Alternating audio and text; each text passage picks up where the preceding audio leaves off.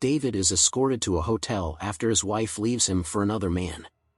The hotel manager reveals that single people have 45 days to find a partner or they will be transformed into an animal of their choice. The dog accompanying David is his brother Bob. David is set on becoming a lobster, should he fail. David makes the acquaintance of Robert, a man with a lisp, and John, a man with a limp. Guests are fixated on finding a mate with whom they share superficial traits such as minor ailments, which they believe to be the key to compatibility. The hotel has many rules and rituals. Masturbation is banned, but sexual stimulation by the hotel maid is mandatory, and guests attend dances and watch propaganda extolling the advantages of partnership. Residents can extend their deadline by hunting and tranquilizing the single people who live in the forest, with each captured loner earning them an additional day. On the way to a hunt, a woman with a fondness for butter biscuits offers David sexual favors, which he declines. She tells him that if she fails to find a mate, she will kill herself by jumping from a hotel window. John wins the affections of a woman with constant nosebleeds by purposely smashing his nose in secret. They move to the couples section to begin a month-long trial partnership.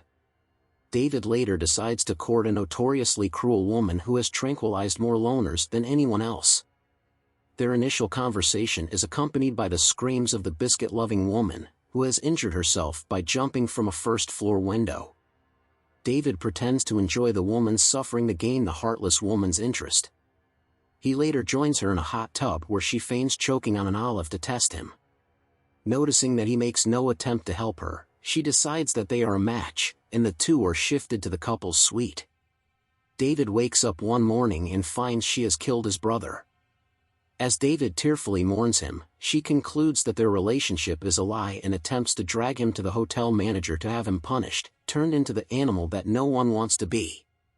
He escapes and, with the help of a sympathetic maid, later revealed as a mole working for the loners, tranquilizes his partner and transforms her into an unspecified animal.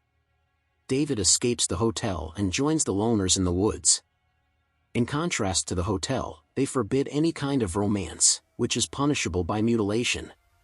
David, who is short-sighted, begins a secret relationship with a woman who is also short-sighted. They develop a gestural language they use to communicate.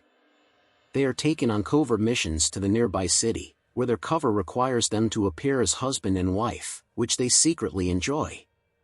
The loners launch a raid to sabotage the hotel. David tells the woman with nosebleeds that John has been faking his.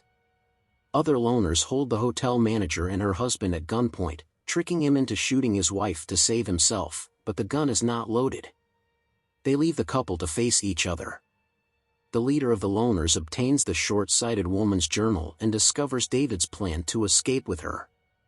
The leader and the maid take the woman to the city, ostensibly to have an operation to cure her short-sightedness, but instead have her blinded.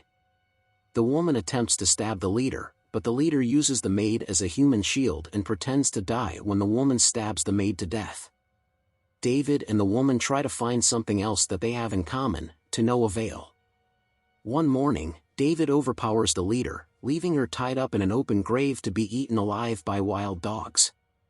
He and the blind woman escape to the city and stop at a restaurant. David goes to the restroom and hesitantly prepares to blind himself with a steak knife.